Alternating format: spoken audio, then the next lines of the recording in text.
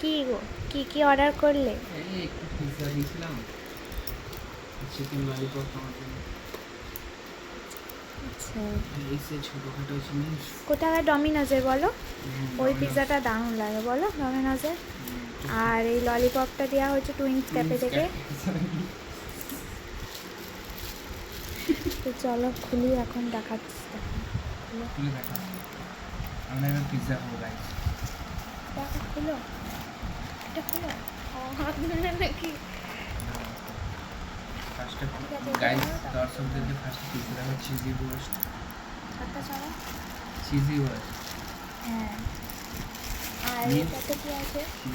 হ্যাঁ, এটাতে হচ্ছে এটা হচ্ছে টুইন্স ক্যাফে, তারপরে হলো ললিপপ।